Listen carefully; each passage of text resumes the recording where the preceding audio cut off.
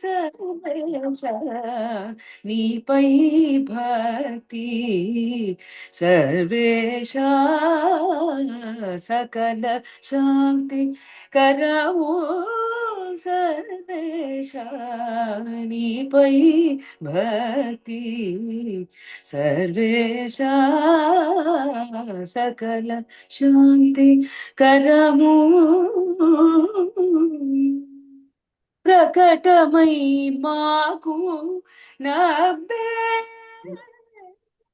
ప్రకటమై మాకు నవ్వే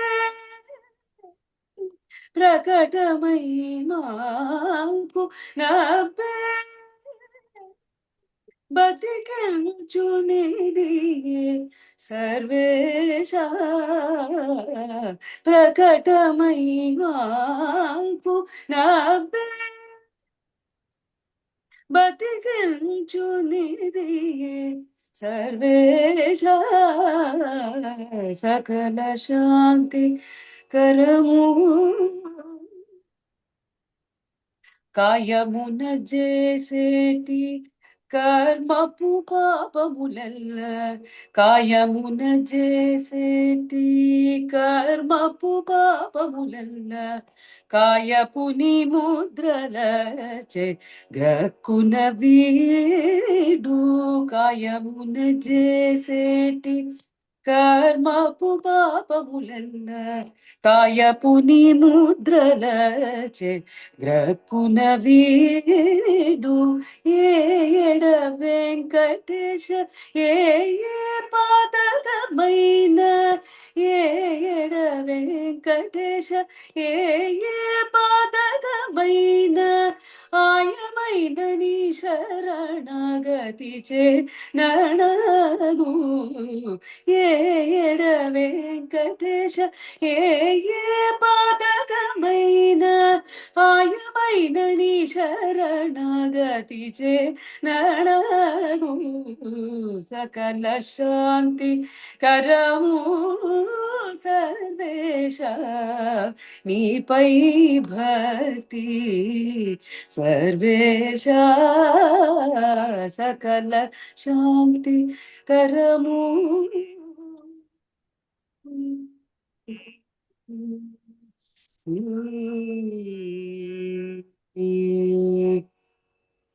నమస్కారం.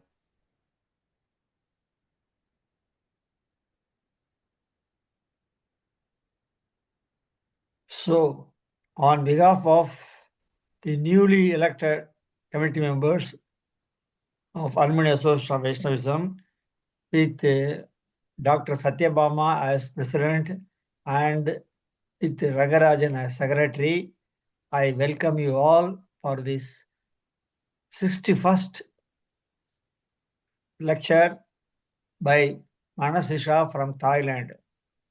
Actually, she is in Thailand and I am in America and you are all in India. So the technology has grown very fast like this. Now, okay. Now, the speaker is known to me for the last almost a decade or so. And I wonder at her keen observation and also at her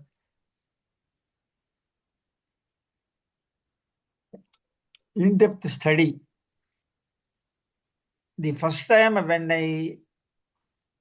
when she saw me in my house, she asked me on seeing my yellow mark, do you belong to Desika Sampradaya?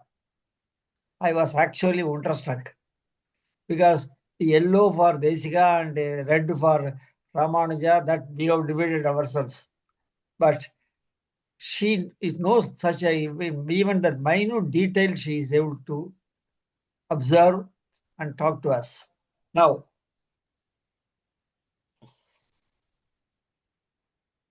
she came to India 2 or 3 times, and every time she used to purchase books from Sri Vaishnavastri and also from Uttamur Rajagopalacharya, that is Uttamur Veeravacharya's son's house, where I used to take her and she gets books. So her pursuit for knowledge is tremendous. And of course, you know the relationship between Thailand and India, which is as old as Chola dynasty, about 1,000 years old. There are, even though it is predominantly a Buddhist country, there are lot of Brahmins in Thailand and Bangkok working in the palace as Rajagurus. And on special occasions, Tirupavai and Tirumavai are chanted. Of course, the pronunciation varies, but we could understand Embavai. So it is almost 1,000 years, and the king is called Rama. And when you visit the palace in Bangkok, the palace is full of Ramayana scriptures, completely drawings of Ramayana, Hanuman, Sita, Raman, everything. So the country is very closely in touch with our Indian culture, and so also our today's speaker. She is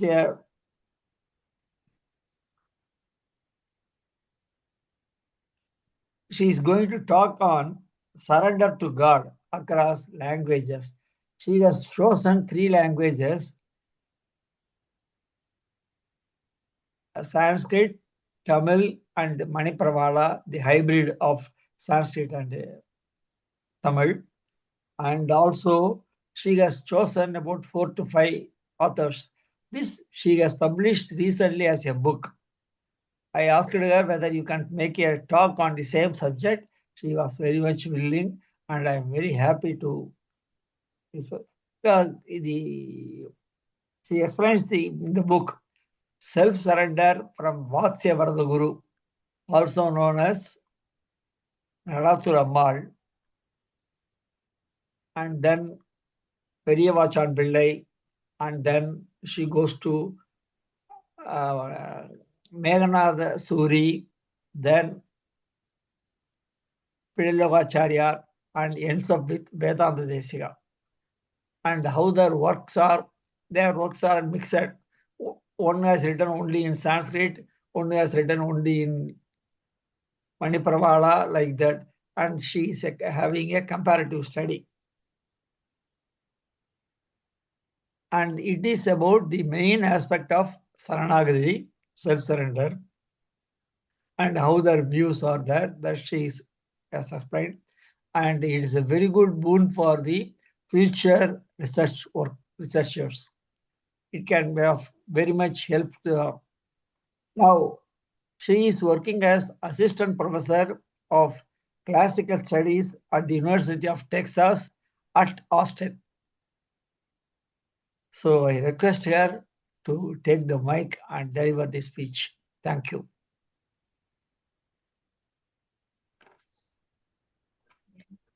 Thank you, everyone. So thank you so much for having me and for this opportunity. As mentioned earlier, so I'm actually zooming in from Thailand right now, and I landed here 2 days ago. So I was quite busy trying to organize all the Wi-Fi, internet, and everything. So if there is any point that you feel like it's not too clear, you cannot hear my voice, or if there's any problem with the connection, please let me know, and I'll try to resolve it as soon as I can.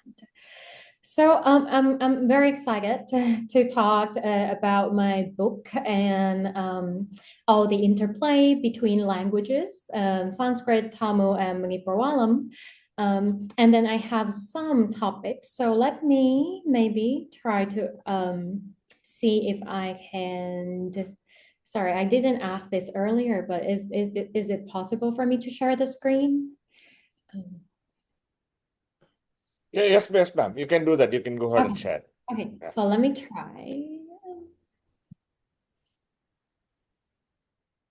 Rajan, please repeat. She has not. No, I said yes, you can do that. You can go ahead and share. Yeah. Okay, can everyone see this more or less? Yes. Yes. Okay, great. So this is very simple and not too complicated. And also because I just want to focus on the content and I have to say first that this study is very text-based, and I'm so looking forward to hearing your comments and all the insights that you can add and suggest for this study. So my plan is to talk for roughly 45 minutes, and then I have some topics or kind of questions that I ask myself when thinking about this talk, and I hope to go through all of them. Let me actually bring them up for you. So here are the questions that I hope to go through, but depending on the time, I might actually cut some or a few out, just so that we have enough time to also have conversation after the end of the talk. So let me get started right away. What is this book, Surrender to God Across Languages, about? So in a broad sense, let me actually move to this just in case you can see, the outline there. So the book is about how different languages related to one another and how they related to intellectual projects in pre-modern South India, especially medieval South India.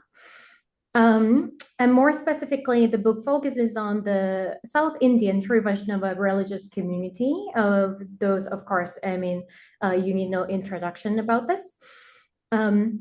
And I hope to investigate the development of their main soteriological doctrine over a period of roughly 200 years, from the 12th to the 14th century, with some background information on the period slightly before that, meaning the time of Ramanuja and also the Manipravala commentaries. So the larger goal of the book is to answer a set of connected questions. Why would an intellectual like, for example, Vedanta Deshika, choose to compose a text in one language rather than another? And why did some authors like Vasya Varadakuru, for example, decide to write exclusively in a single language, either Tamil or Sanskrit or Manipravalam, while others chose to work across more than one language, even though they all belong to the same multilingual Sri Vaishnava circle? So to address these questions, I focus on the Sri Vaishnava doctrine of self-surrender. And this doctrine, you might have known it as Prapatti Sharanagati, sometimes Nyasa or Atma Nikshepa. So in simplified terms, or at least what I gather from these authors, the doctrine of what I call or translate as self-surrender, this Sharanagati or Prapatti, highlights the hierarchical relationship between God and human devotees. According to the theologians, devotees are ontologically subordinate to God. We're all his Chesha, both in this world and in the afterlife in Vaikuntha. Because of this subordination, they cannot attain liberation or moksha by themselves. All by themselves, independent of God. They must surrender their agency and possessions entirely to God, Vishnu, in order to be liberated from the suffering caused by the cycle of rebirth. Liberation, which is the goal of these means, is understood as a state in which one performs eternal service to God, known as Nitya Kainkarya. So that is the general definition, but there are many based on the texts I was looking at, specific issues pertaining to this doctrine.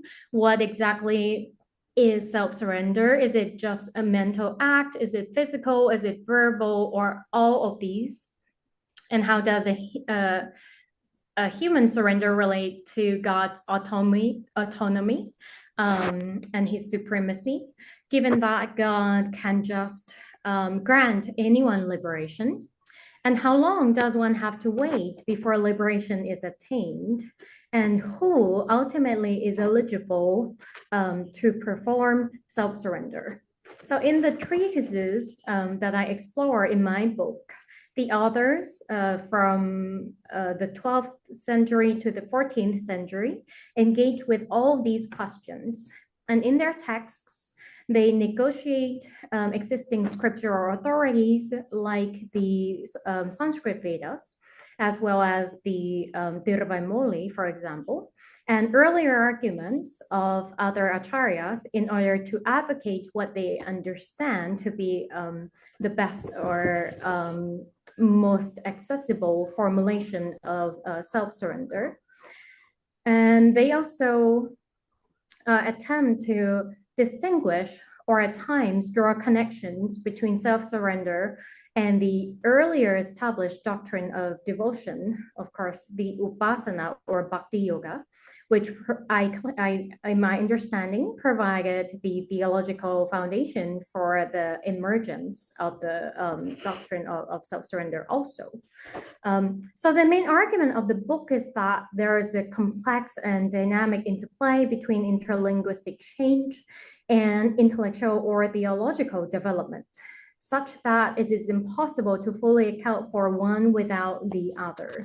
So basically what I was trying to do in my book is to parallel these two stories, and one being from the perspective of theological development with Prapatti or Sharanagati as the main focus, and the other being the linguistic interplay between all of the main three languages, basically, but also most importantly, Sanskrit and Manipravala that the authors chose to compose their texts in. So, and in my investigation, I argue that the authors navigated multilingual domain in different ways, making choices that were responsive to their social, institutional, and intellectual circumstances, sometimes even in innovative ways.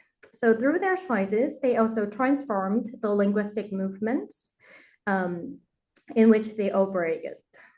So when I talk about language in this book, I mean more than sounds, grammar, syntax, or meaning.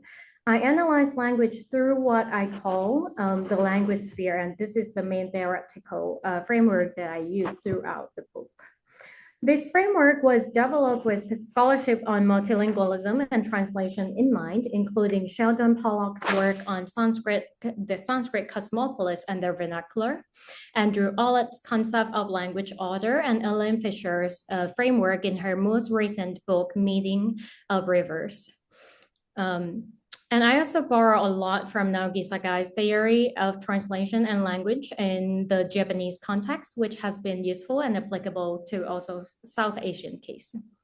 So rather than understanding multilingualism through the dichotomy of Sanskrit versus vernacular like Tamil, or treating languages as bounded and unified entities, I regard languages as fluid and discursive spheres that are constantly shaped and reshaped through practice. And I argue that the shifts in commonly accepted language usage can be driven by compositional practice itself. That is to say, the authors that I explore have a say, and they shaped languages in different ways while developing and systematizing self-surrender, this doctrine of Prapatti.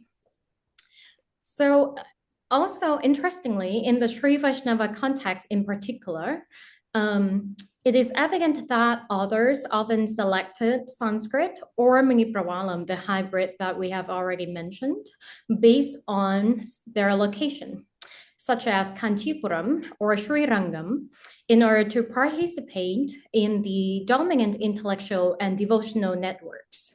So in this sense, the language sphere of each location initially provided that conditioning factors, or we could also say the materials that the authors can work with in different ways. And these conditioning factors usually took the form of linguistic media and scriptural traditions and inherited normative positions. For example, when we think of a Sanskrit domain as a domain, or when we talk about maybe the space or a circle like Kanchipuram, we might think first, or there's a certain narrative that suggests that the Sanskrit Vedas and the Vedic scriptures were actually predominant at some point, right? On the other hand, maybe when we look at Srirangam, the story is quite different in the sense that we tend to think of the Tamil corpus, the Divya Prabandham, as the leading factor there. However, I argue in my book that when we look closely at individual texts, and it doesn't quite matter whether they're produced in Srirangam or Kanchipuram, I think there are some shared arguments and also sources that they draw from. And so there's clearly that link between the two, even if we kind of, tend to think of them as separate scopes, basically. And so these constant interaction among different linguistic conventions or domains, inherited traditions, which are the authoritative sources like the Tiruvaimoli and the Sanskrit Vedas, and intellectual and theological arguments render each language sphere, again, fluid and internally fragmented at any given historical moment. That is to say, I feel like we can actually map and try to see and argue that when Vedanta Deshika, for example, used Sanskrit to talk about Sharanagati, it can be influenced clearly by, Vasya Varadaguru's text, but at the same time, he also has, some innovative move that I could see, and that is quite, his own invention, let's say. And by doing that, or by introducing the new moves and the new arguments in his theological crystallization of Sharanagati, Vedanta Deshika introduced some changes and also transformations, not only in his circle, but also in his way, or the way other Sri Vaishnavas could talk about or could describe and define self-surrender, this doctrine. So what I ultimately aim to capture is those key dynamic moments in medieval South Indian intellectual history, one that is inseparable from linguistic interaction. So that is my kind of framing of the first question.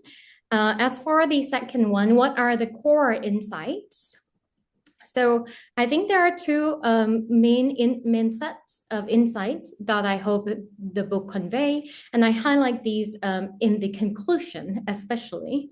Let me actually go back to this again so you can see the map of the book. So the first is about language. And the second insight I hope I have contributed is about doctrinal development. And my claim is that there are, again, interwoven dynamics between the two, such that the story of one cannot be told without the other. So by investigating the Sri Vaishnava treatises in Sanskrit and Manipravala on self-surrender from, these authors, through the lens of the framework of language sphere that I have introduced, the book demonstrates a complex dynamic interactions among different languages that cannot be understood through a binary opposition between Sanskrit and the vernacular. So taken together, the chapters that you are seeing now show how different language spheres or different languages shape doctrinal discussions and debates on self-surrender, and how individual authors navigated the conditions, including, of course, the scriptures that they got. So now let me kind of walk you through the gist of each chapter and also try to get to the content of all the chapters together. So chapter 1, title Formation that you're seeing there, lays out the prehistory of the key Sanskrit and Manipuralam treatises, bringing attention to the innovative choices the Sri Vaishnava intellectuals made while shaping the spheres around the 11th and 12th century. So these early configurations established authoritative scriptural traditions and argumentative models for the later authors, so that they can actually adopt, expand, and modify, or even resist in some cases. So in this chapter, I talk about Ramanuja. And he is the key figure actually in this chapter. And I focus on Ramanuja's establishment of the philosophical system of Vishishta Dvaita Vedanta, and also his articulation of the doctrine of devotion, which is upasana or bhakti yoga. And my main argument for this chapter is that by shaping these two things, meaning the philosophical system and also the doctrine of upasana, Ramanuja decided to draw and collect a number of scriptures, Brahma Sutra, the Upanishads, the Bhagavad Gita, and all other sources. And this collection became kind of the core of what a Sanskrit circle or a Sanskrit authority can look like, not only for his time, but also for later generations. So the following authors have to decide kind of whether they want to keep going with the path that Ramanuja set for them, or deviate in the sense that they could actually use something else, some other sources when they talk about prapatti. And they can also introduce new discussions and arguments just to complement what they got handed down by that time. So after Ramanuja, commentators began to introduce Manipravala into their compositions to incorporate the Tamil scriptural corpus of the Alvars, especially Namavars Tiruvaimoli, into theological discourse and assert its authority as equivalent to that of the Sanskrit Vedic tradition and Vedanta. And I think this move was likely motivated in part by the, some could say, maybe limitations of scholastic Sanskrit, which did not quite permit direct incorporation of vernacular or Tamil passages in this case. Unlike Sanskrit, Manipravala allowed post-Ramanuja authors to combine Sanskrit, Vedic, and Vedantic terminology and hermeneutics with the more devotional expression of the Alvar's Tamil poetry.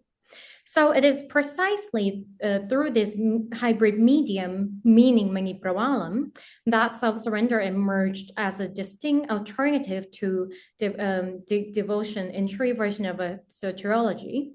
So that is to say, I see this moment and I see Manipravalam, this hybrid language, as being very crucial to the crystallization and theorization of self-surrender later on. So the subsequent chapters trace both the proximity and the distance between the Sanskrit and Manipravalam language circles. So in my opinion, the authors composing exclusively in Sanskrit in Kantipuram, namely Vasya Varada Guru and Mekhanadari Suri from chapter 2 and 3, relied almost entirely on Sanskrit sources, largely derived from Ramanuja's systematization of upasana to defend the doctrine of self-surrender. On the other hand, Perivajan Pillai, that I talk about in chapter 2, and Pillai Lokacharya, who can be found in chapter 3, where is it? Actually associated with Manipravalam-oriented site of Sri Rangam, and they privileged Tamil scriptural authorities, meaning the Divya Prabandham, especially the Tiruvamoli, alongside Sanskrit sources. So it's not the case that they ignore Sanskrit sources, but they definitely wanted to, bring in the Tamil collection more and first. So chapters 1 through 3 demonstrate how each author work within particular language spheres shaped by their social environments and intellectual agendas.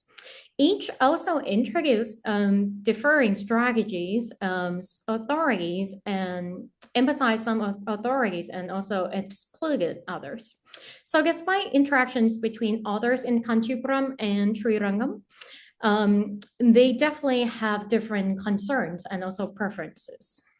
So unlike these earlier figures, Vedanta Deshika, who is the focus of my 4th chapter titled Harmonization, chose to operate across both Sanskrit and Manipravala language spheres. So chapter 4 demonstrates how he navigated these domains at the same time by composing 2 treatises, one in Sanskrit, meaning the Nikshepraksha, and one in Manipravalam, being the Rahasyatara Saram. So while the Sanskrit text appear to be directed toward the intellectual circle in Kanchipuram, if we believe his go with his life story, the Manipravalam work draws on the broader range of scriptural authorities, including both the Sanskrit, Tamil, and Tamil traditions, meaning the Sanskrit Vedas, of course, and also the Divya Prabandham. So through these works, Vedanta Deshika aimed to harmonize tensions inherited from earlier generations and to bridge the growing divide between the two spheres. So we see this tension most evidently in my understanding when we look at Mekhanadari Suri's and his text Mumukshupaya Sangraha. And I might have time to talk about this in particular, because it is a very interesting case. So apparently he was the only one who proposed or who actually asserted that prapatti is not for everybody. It actually works like upasana. You have to be a twice born, you have to be dvija, and you also need all the knowledge from the Brahma Sutra and the Upanishads. So if you're a Shudra, let's say, you cannot follow the path of prapatti. And as far as I know, he is actually the only one who has said that.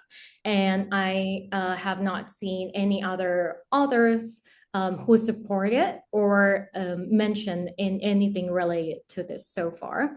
So from that moment, right, when he's trying to exclude a lot of people and try to, he being Mekhanadari Suri, of course, he also tried to kind of limit the access for this doctrine of prapatti or self-surrender to the point that it's so close to upasana.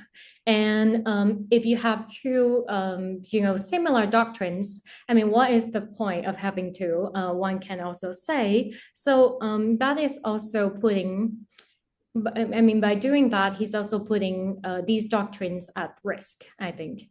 And again, that was a very unique and extreme position. And I think from that time, there must have been a lot of tensions going on in their community. There must be people who are trying to figure out, again, the accessibility and how prapatti actually works. So I think Vedanta Deshika, who's after him, right, who came after him, actually saw all this tension and the heterogeneity that has been going on in the system of prapatti, and he was trying to resolve that and to make sure that we have there is upasana and is actually not the same as prapatti, and we can follow prapatti, of course. So the case of Vedanta Deshika is actually a very interesting case, also because, as I mentioned, he decided to write two works on prapatti in 2 different languages. And my question when I started with Vedanta Deshika And by the way, this book is based on my dissertation and is also developed thanks to the MA thesis that I did. And during the, for that degree, I actually just focused on Vedanta Deshika's Nikshepraksha. So I already knew the text, and the way I work was I branch out and try to see the Rahasyatara Saram. And then I look back from the period of Vedanta Deshika, and I ask myself, so what does he know, and how does he know these things? And with that, I slowly incorporated other works from the earlier authors. So I introduced to the project the Paranta Rahasya of Vasya Guru. Of Periyavatan Pillai, and then the Prabhana Parijata of Vasya Guru. And then for the other side, or for the later generation, I decided to pair Pillai Lokacharya's Mumukshupadi with Mekhanadari Suri's Mumukshupaya Sangraha. So that's kind of the background a bit of the project. And my question was simply, why did Vedanta Deshika want to write two works that talk about the same topic? And of course, they're not the same. That is the first answer. But I feel like there is something more than that in the linguistic, front.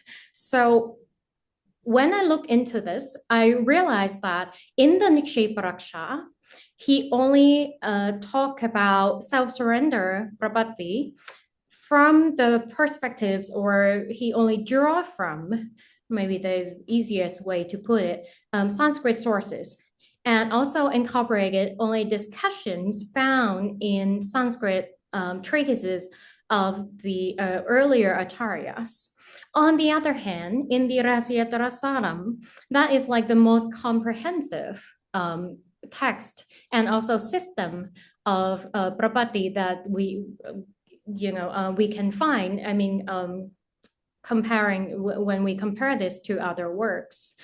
In the Rahasyatara Saram, which is in Manipravala, Vedanta Deshika kind of painted a more comprehensive picture of self-surrender, drawing from not only the Sanskrit sources, but also the discussions and all the materials that he got from the earlier generations in both Manipravala and also Tamil.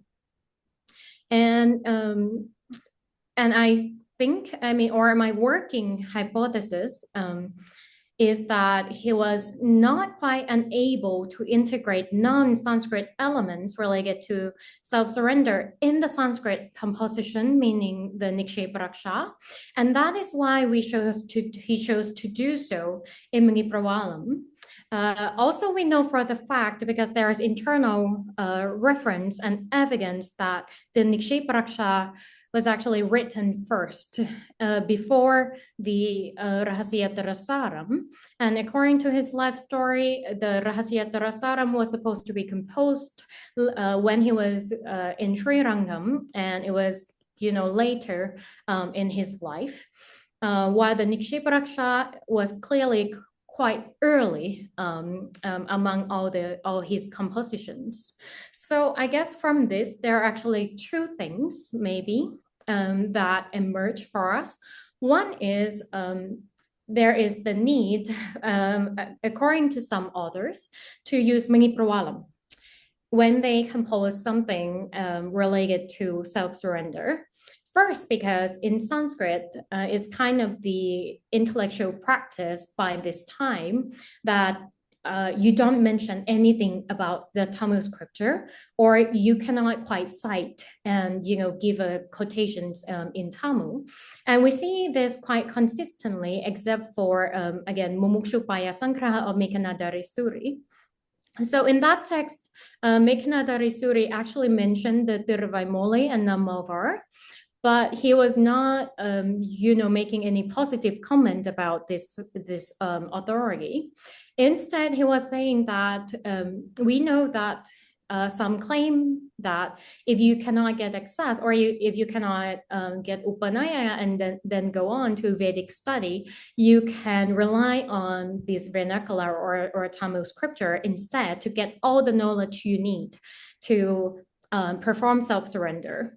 And he said that no, that's not quite the case, because if Prapatti is an Upanishadic Vidya, then it must be there in the Upanishad. And that is why there is no other way or no other source to get this knowledge about this doctrine. So that is, again, a very unique and interesting case. But for all the other authors that I have investigated, they keep this practice of scholastic Sanskrit very clean and they follow it quite consistently, in the sense that in Vasyavarada Guru's Prabhana Parijata, for example, we see nothing related to the Tamil corpus. So he doesn't mention it. He doesn't introduce it when he talks about any issues related to self-surrender.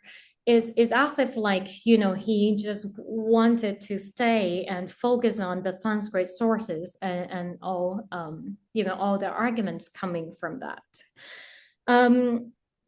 And on the other hand, we have this, people or authors writing in Manipravala and decided to bring in and to rely sometimes, right, a lot on the Tamil poem when talking about Prapatti, like in case of Bilai Lokacharya, for example. So Vedanta Deshika's case, I think, also best reveals not only the constraints imposed by Sanskrit, but also his capacity and any, and I guess we can apply this to any other's capacity to actually exercise their agency and extend beyond the boundaries that he has encountered. So taken together, these chapters show that self-surrender emerged through these ongoing negotiations among linguistic constraints, scriptural authorities, and doctrinal concerns. In some cases, maybe the authors began by selecting the sources most suitable to support the aspects of self-surrender they hope to present. For example, I think I have found that Vasyavarada Guru and Pirivatan Pillai cited different Panjaratra passages in their works to prioritize different elements of self-surrender, such as its ritual character or its fluidity. And for Vasyavarada Guru, Prapatti has to function like a ritual. On the other hand, for Perivatan Pillai, is actually more fluid, because you also have, have to rely a lot, if not all, on God. So in other cases, authors started with the scriptural authorities themselves, perhaps, and interpreted self-surrender accordingly. So let's see. So, and the final point of this section that I want to highlight before moving on to the third question is that it is more Manipravalam, in fact, than Sanskrit that kind of facilitates the construction of a shared identity. And it is Manipravalam that can actually accommodate the doctrinal elements and also more diverse scriptural sources. Okay, so how is the book structured, which is the third point? Let me also check the time just to make sure that we're not too bad on time. So, sorry, let me see if I had. Okay, maybe I'll actually go through this one and I'll get you quickly to the data, and I think we can actually have some dialogue and then maybe get get all the questions. So the book talks about 6 treatises, right? So I've already told you all of them, I think, so I'm actually gonna skip this part. So collectively, these 4 chapters, let me go back again to my contents.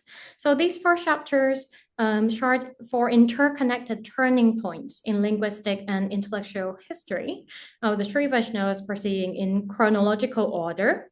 So first, we see the formation, and I'm talking about the first chapter. And the formation is of distinct intellectual subcommunities in Sanskrit and Manipravala, grounded in inherited Sanskrit and Tamil scriptural traditions and commentator practices. Second, we see how the doctrine of self-surrender was systematized in different ways by 2 authors, Vasyavrata Guru and Perivajan Pillai in chapter 2. And both of them actually drew from more or less the shared pool of authorities referred to in the first chapter, while arriving at different doctrinal arguments. Third, I argue that these 2 intellectual sub-communities, the one in Kanchipuram, the other in Srirangam, were drawn even further apart by Mekanadari Suri and Pillai Lokacharya, who pushed Sri Vaishnava soteriology in diverging directions. One, closer to the Sanskrit scholastic tradition. Of course, we are now talking about Mekanadari Suri, and the other closer to the Tamil devotional corpus. And this is for Pillai Lokacharya. Finally, in the 4th chapter, I show that Vedanta Deshika attempted to bridge the distance created by his predecessors by composing 2 works, the Nikshepraksha and the Rahasyatrasaram. And with these 2 works, I understand that Vedanta Deshika hoped to harmonize competing positions on self-surrender and bring coherence to this doctrinal landscape. So while the structure of the book might at first glance give the impression that dividing the authors into 2 opposing groups, those who were more oriented to Sanskrit and those who were more oriented toward Manipravala, I also try to show from time to time that these 2 circles were deeply engaged with one another, both explicitly and implicitly. And although the authors rarely named one another, it is quite clear from the shared arguments, reused sources, and overlapping concerns that they were aware of one another's positions.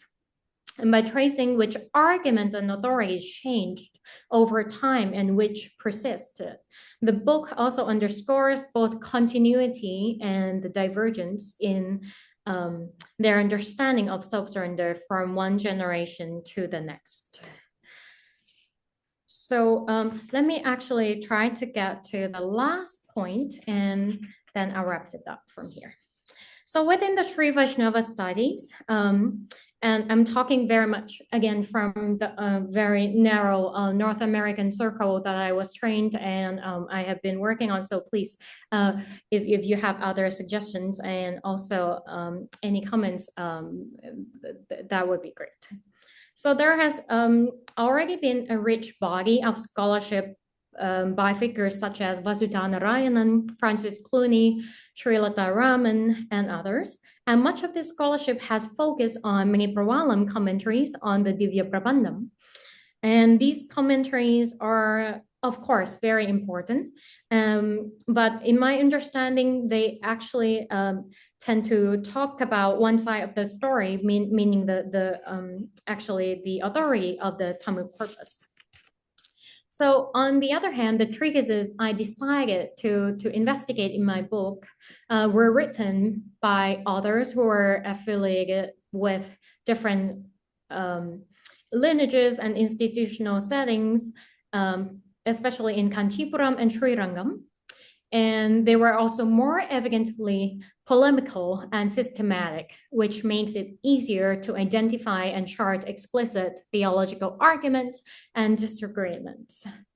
So some materials I analyzed, especially in chapter 1, were previously studied by Vasudha Narayanan in her dissertation back in the day, and also was included in her book, The Way and the Goal, published in 1987. So building on her foundational work, I aim to extend the analysis by consistently foregrounding the relationship between linguistic change and doctrinal development. In addition, my book offers the first, I hope, we'll see, I guess, comprehensive study of Mekanadari Suri's Mumukshupaya Sangraha. It's actually not quite comprehensive. I mean, I guess it is comprehensive as far as Sharanagati is concerned. So, in addition to these sources, I also incorporate some the significant and authoritative Tamil passages of the Alvars cited by these authors. And one last point maybe that I want to highlight before I conclude.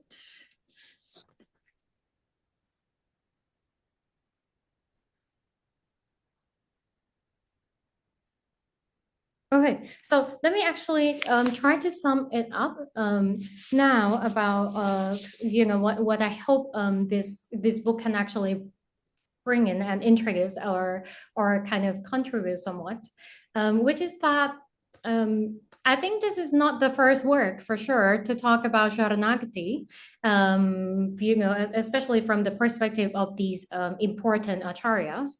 However, I feel like what I was trying to do is to tell the story of the development of Sharanagati in quite close relation to the changes in the linguistic domains. And I think as much as we, want to just explain things as, as simple or as we have heard, meaning that, okay, if one author belonged to one place or one circle like Kanchipuram or Srirangam, then it's obvious that they would pick, the language that other people were using also in that place back then. But I don't think it's quite the case. I feel like different languages also have their functions and also their limitations, and they come with possibilities. And I think these authors saw the opportunities and they actually made use of what they have, but also imagined and kind of reshape, what can actually be the best place and the best ground for them to argue and define Prapatti. So maybe I'll end with that and then we can start the conversation. Thank you.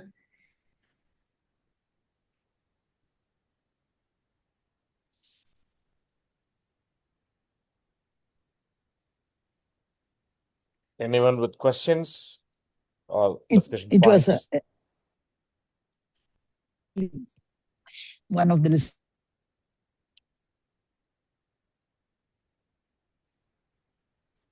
person going so much into this, and we are ashamed that we have to continue on this line in the study of this. The ultimate we know is only Saranagati. That is the ultimate goal, but it is easier said than done.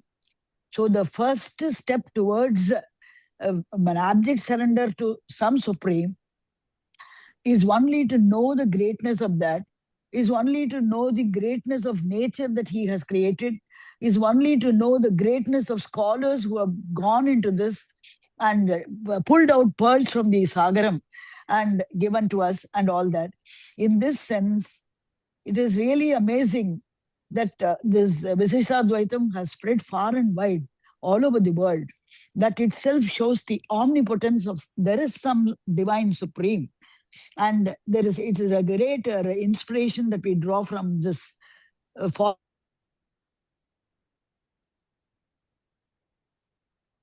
Just for clarification, who has asked the question? Point is, this is the thing. So thank you very much, ma'am. And now I want to know if this book that you have written is available in India. Oh, I see. Okay, yes. Let me actually, it's actually open access, but let me also bring you to this this page. Sorry, give me one sec. Okay, so maybe this. So this is actually open access. So you can download it from anywhere you are, and I can also send the link later if you cannot find that. That would be great. Yeah, otherwise, there's also the physical copy, but I don't think clearly that's necessary. So yes. No. It may be felt necessary to be because some sort of edited thing is what we are more used to. Previously was hearing and then learning, but now it has become the order of the day. And we are neither belong to the very ancestral region age, nor to the present day digital age. So we would like to have preserved in our thing some important document, some writers' pieces like this.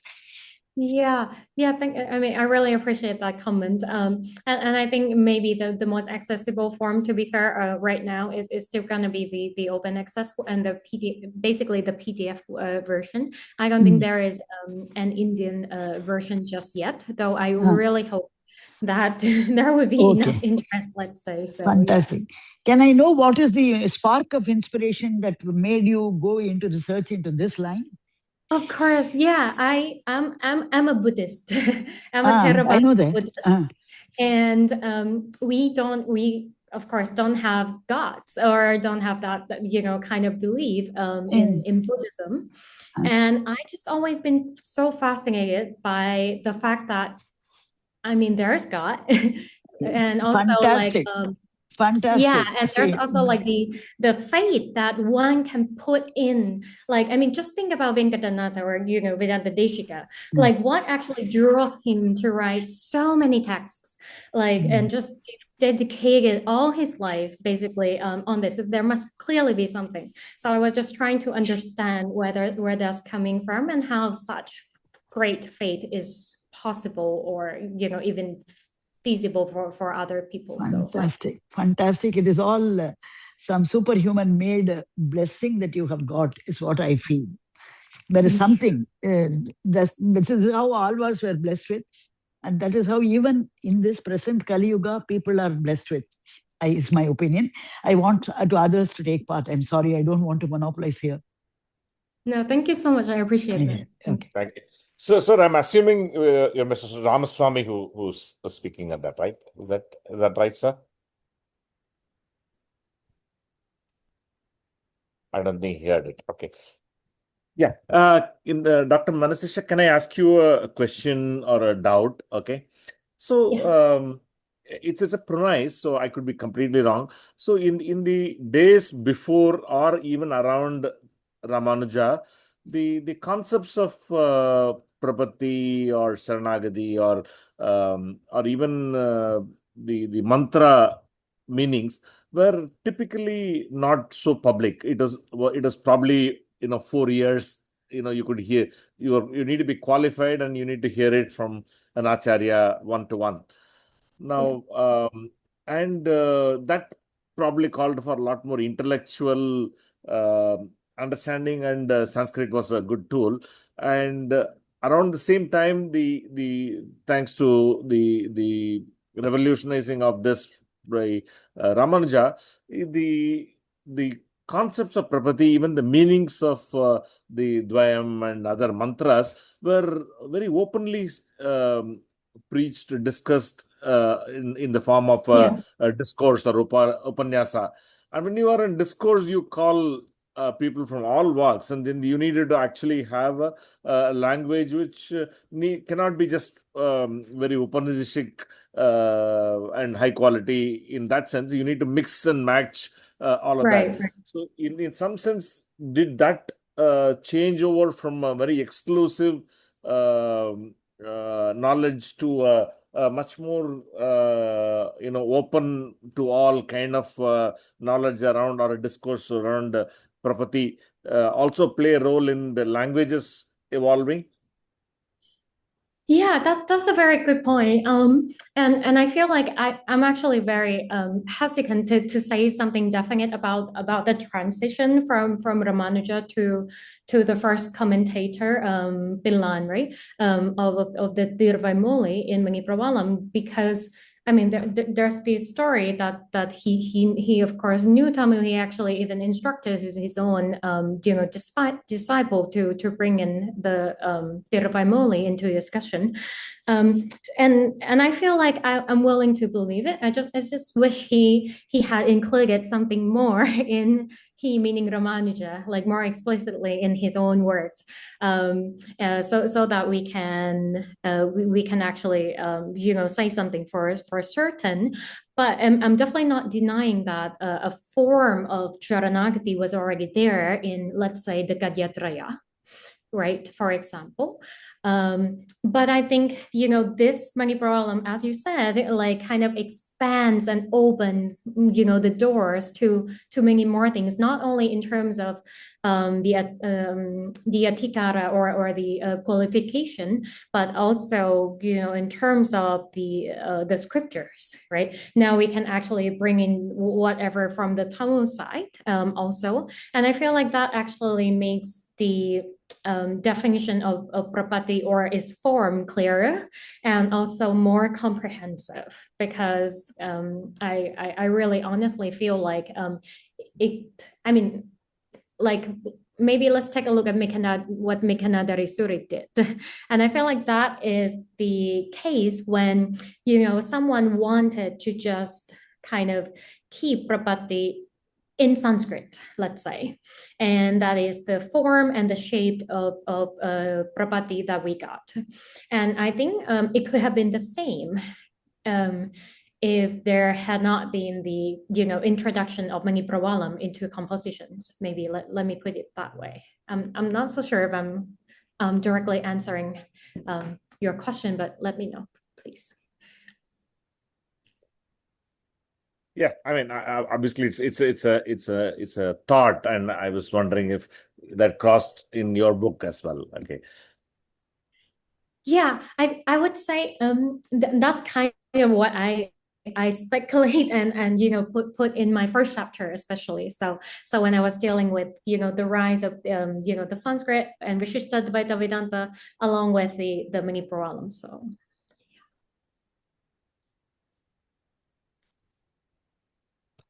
Manasicha, I have a question. Yes, please. And we know about Periyavachan Pillai, Vedanta Desika, and Pillai Yogacharya, and also Vatsavarada Guru. But the role played by Meghanada Suri, how is it different from others? Yes. Is it different way of the Saranagati is telling, or is it the same thing as these acharyas say? Yeah, I think he's really the most unique one, and he's, as you said, he's different from other acharyas, and I think he just wanted to keep things very, I don't know, very close, I guess, to upasana for some reasons, and I think there could be maybe some factors that contributed to this. I guess one being maybe his concern about the validity of prapatti. And I think one way maybe to really legitimize prapatti in that Vedantic world is to say, of course, is coming from Upanishads. So that means there, you cannot get it from anywhere else. And he has written only one text.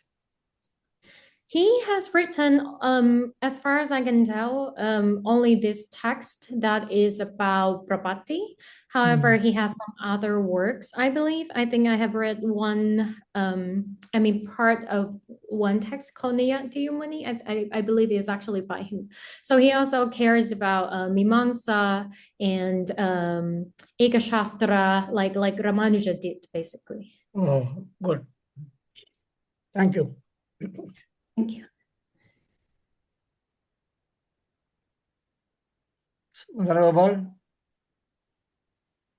Anybody else with any questions? I would wish you to give more lectures like this often. Madam, Absolutely, sir. Madam, you are hiding your name. It has given the spark for 508333. Who is it? myself, Maithili. Oh. Oh, I think you're on mute. help. Wonderful. That is what, because 1 hour's time is simply adequate not adequate enough for completely getting catch of whatever madam says. It is so big a philosophy that that's what we can only admire and just come away like what Vedas did for Brahma. Finally, the Vedas also said, no, I can't describe fully. Same way we have to quit. That's what I'm telling. Thank you. Okay. Yeah. So, vote of thanks you can make, I think. Ragarajan. Absolutely.